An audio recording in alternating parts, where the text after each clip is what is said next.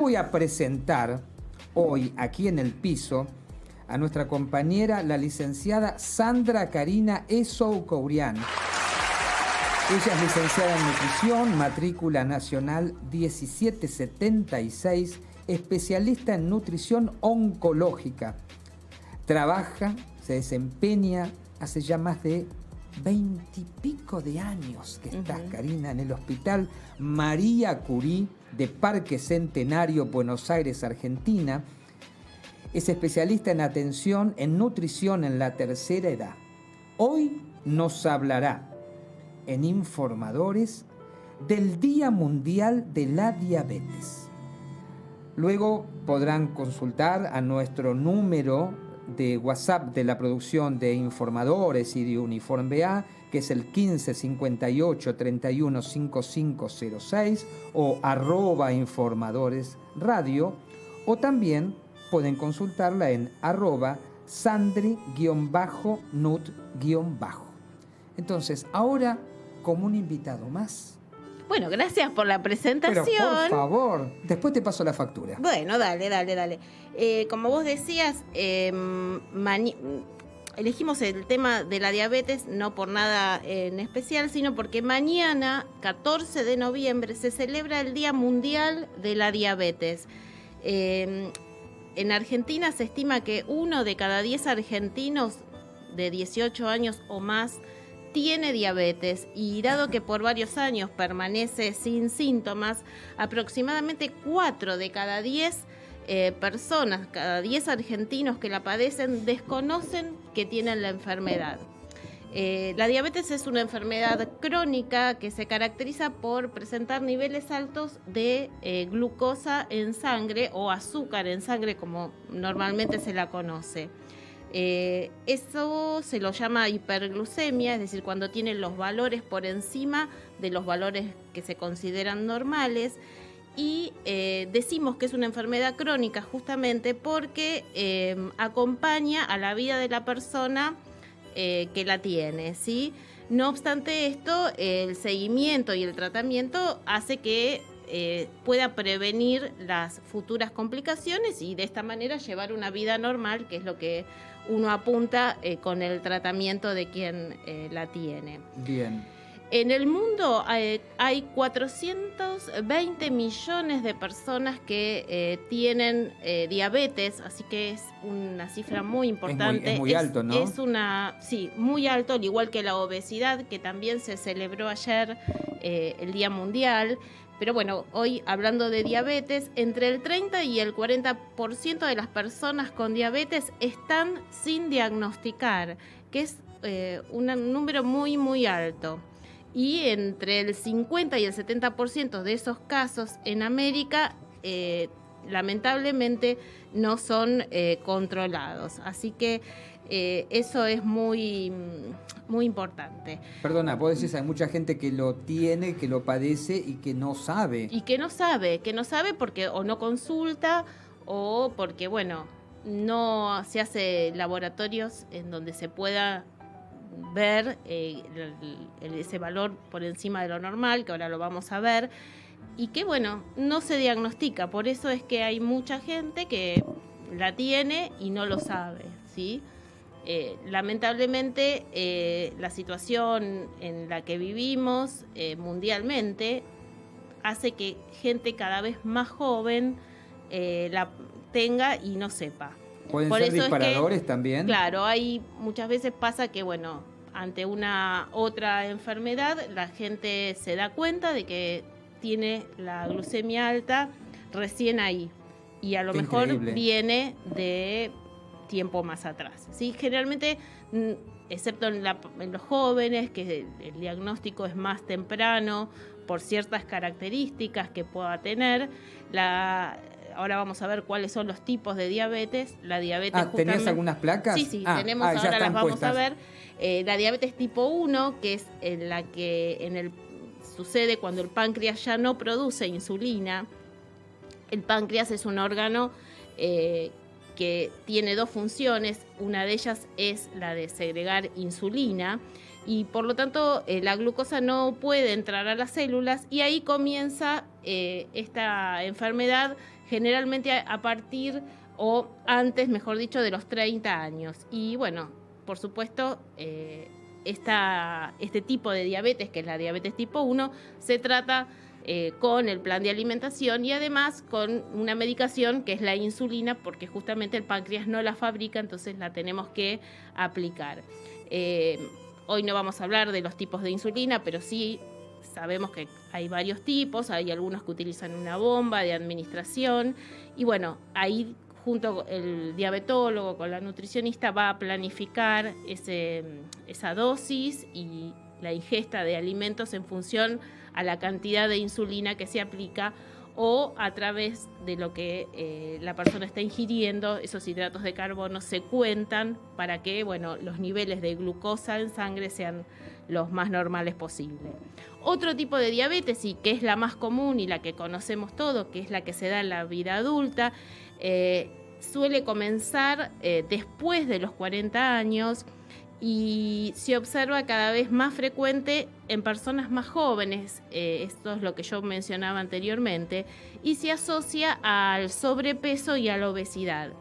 Esto que se conoce también con el nombre de síndrome metabólico y que también tiene que ver con la alimentación inadecuada, la falta de actividad física y también por los antecedentes familiares de diabetes tipo 2. Un tercer tipo de diabetes es la diabetes gestacional, que esta es donde la embarazada, a través de un laboratorio nuevamente, se controla la glucemia y ahí se le diagnostica una diabetes gestacional en el embarazo. Por supuesto, en ese momento la embarazada debe llevar un control muy estricto de su glucemia y bueno, eso es con su obstetra y probablemente con un diabetólogo y una nutricionista o un especialista en nutrición para que los valores normales se mantengan durante todo el embarazo. Y hay otro tipo Pero, de... perdón, porque después va a ser un tema para seguir hablando. Sí. Pero eso después ya se transmite ya directamente ya a veces sí, a veces no, pero a veces lo que se da muy comúnmente es que estas embarazadas tienen, los chiquitos, los bebés son mayores de 4 kilos. Claro. O también puede darse que, bueno, en los sucesivos partos, los bebés cada vez van pesando más. Entonces, eso ya es un signo para tener en cuenta y que el obstetra tiene que tener en cuenta para hacer los controles de la mamá. Va en un punto de evolución, sí. Entonces el peso del bebé al nacer, sí. Que con los cuidados que eso va llevando. Eso es un tema muy interesante que en alguna oportunidad lo vamos a hablar de la diabetes gestacional, sí. Cómo va cambiando. Exactamente. Y hay otra forma de diabetes que más que nada es una hiperglucemia que se da en situaciones... ¿Esa la tenés en otra placa? Sí, no, está acá en esta misma que es la diabetes causada por enfermedades o por medicamentos. Por ejemplo, en la utilización, en el caso de los medicamentos, de usar corticoides. Los corticoides inciden en el aumento de la glucosa, o bien en enfermedades del páncreas, por ejemplo, el cáncer de páncreas, en donde se anula la función, esta que yo mencionaba, de la función de segregar la insulina, y por lo tanto el páncreas está enfermo y por lo tanto necesita de la indicación de medicación para poderlo controlar, ¿sí? Y que de esa manera nivelarlo. Exacto, a veces el uso de corticoides es el uso de medicación para bajar la glucemia, es por un tiempo determinado, y eso no indica que la persona va a ser diabética, pero sí se eleva la glucosa, entonces hay que controlarlo y hay que llevarlo a los valores normales, por lo tanto la persona tiene que estar medicada, porque a veces los corticoides son necesarios y no se pueden evitar. Perdona, viste que nos habían llegado consultas referente a esto que decían, pero la persona que está teniendo, en este caso el cuadro, casos de diabetes, esto es... Primero que es controlable, lleva los tiempos, se puede cortar, permanece, o es permanente, los diferentes grados que hay, ¿no es cierto? Diabético, una vez que se diagnostica la enfermedad, se es diabético. Ya no, es decir, uno no quiere caratular a la persona, pero bueno, la persona una vez que se le detecta y se le diagnostica, a partir de allí se considera que es una persona diabética. Bien. Pero un paciente diabético con los controles y siguiendo el tratamiento según se lo indica su diabetólogo, su nutricionista, puede hacer una vida totalmente normal. Pero es muy importante que mantenga los valores de glucemia dentro de los valores normales, que es esto que vamos a ver ahora. Bien. ¿Por qué? Porque eso va a evitar en un futuro las complicaciones a nivel del corazón, a nivel de la vista, ¿sí? De los riñones sobre todo. Los diabéticos pueden a largo plazo, sobre todo hay que tener mucho cuidado en cumplir ese tratamiento cuanto más joven es la persona. Porque cuanto más tarde se detecta la diabetes, a veces se detecta una diabetes en una persona adulta mayor de 75 años, que empieza a controlarse, hace buenos controles y a lo mejor las complicaciones no las tiene nunca.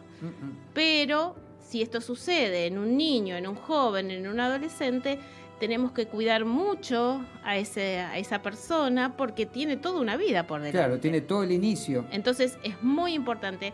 Bueno, en la adolescencia hay todo un trabajo especial, ya porque el adolescente le cuesta admitir a veces la enfermedad, pero bueno, se logra y se trabaja para que en su futuro pueda evitar esas complicaciones o al menos retardarlas, ¿sí?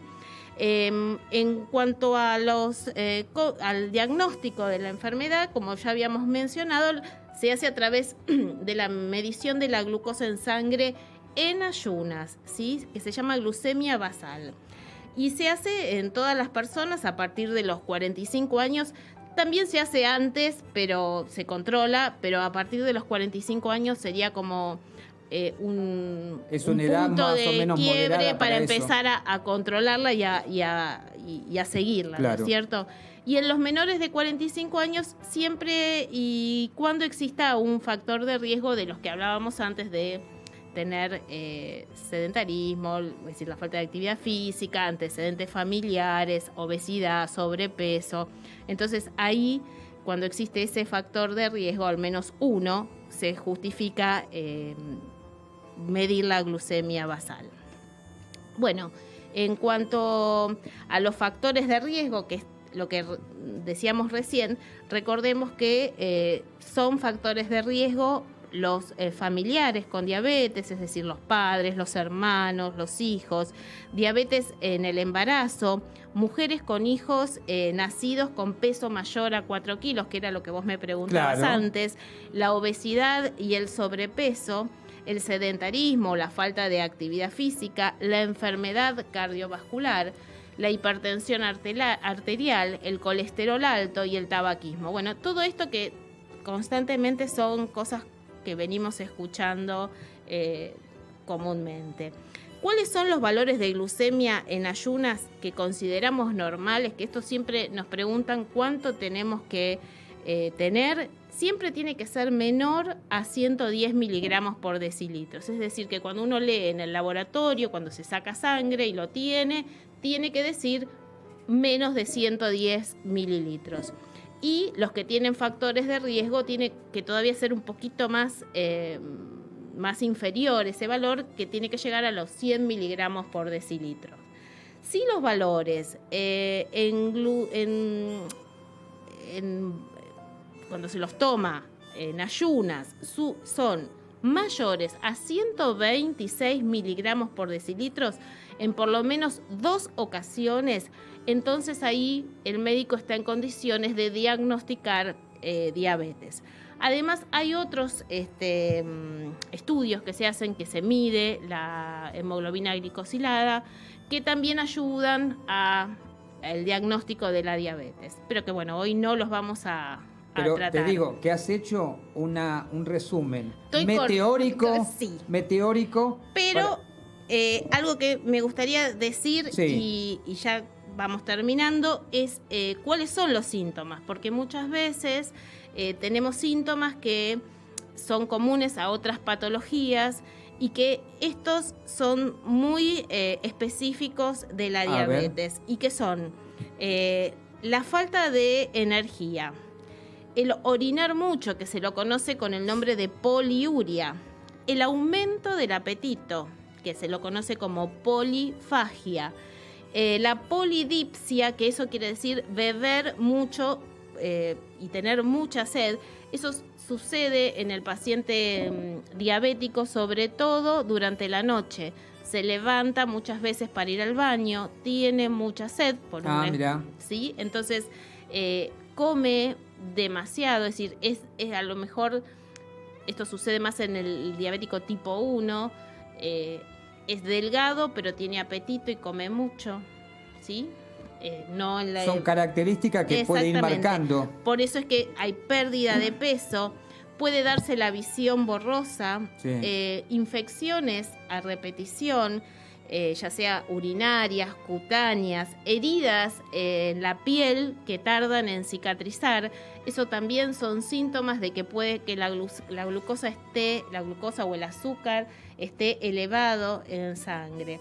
Por eso es que si alguno de estos síntomas o características están presentes en la persona, deben de hacer una consulta lo antes posible, y solamente con hacer este control glucémico.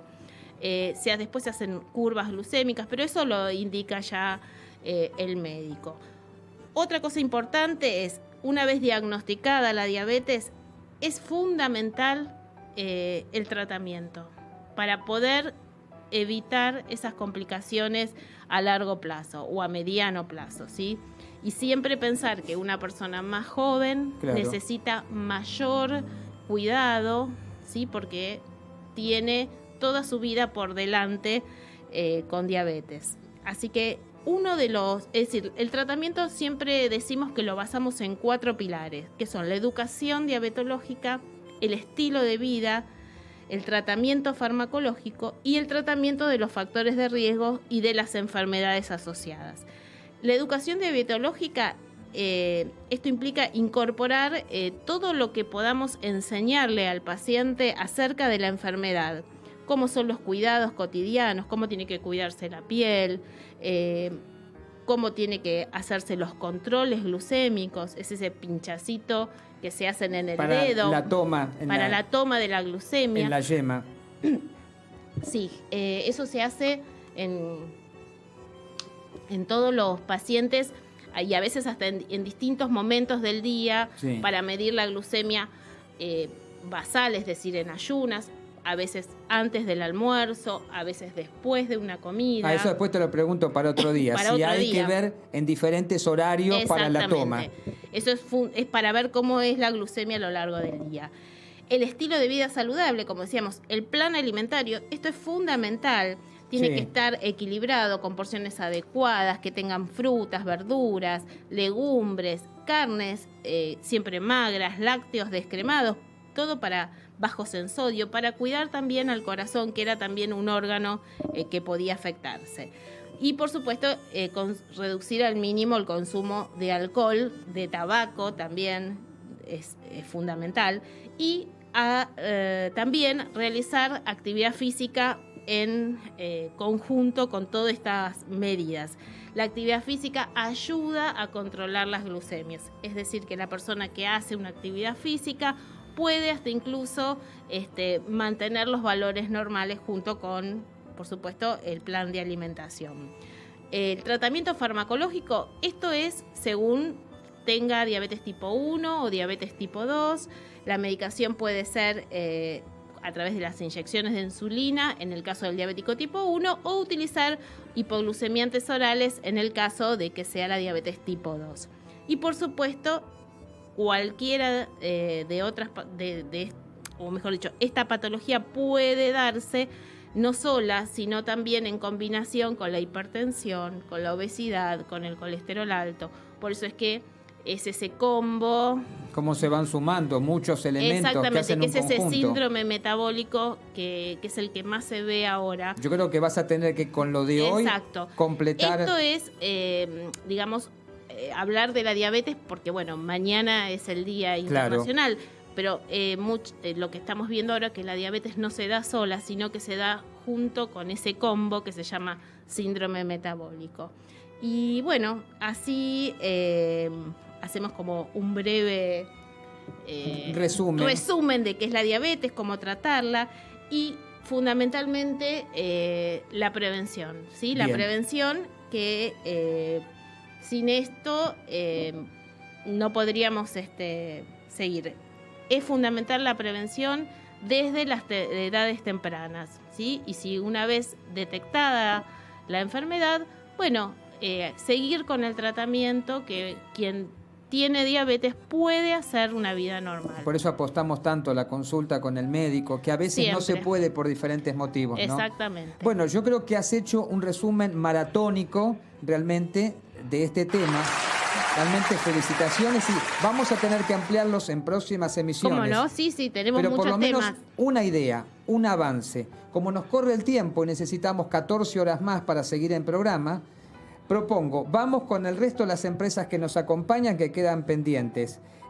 Vamos con la tanda de la radio que me pasé muchos minutos. Volvemos, tenemos una comunicación, un avance y nos vamos, Dios mediante, hasta la semana próxima. ¿Volvemos?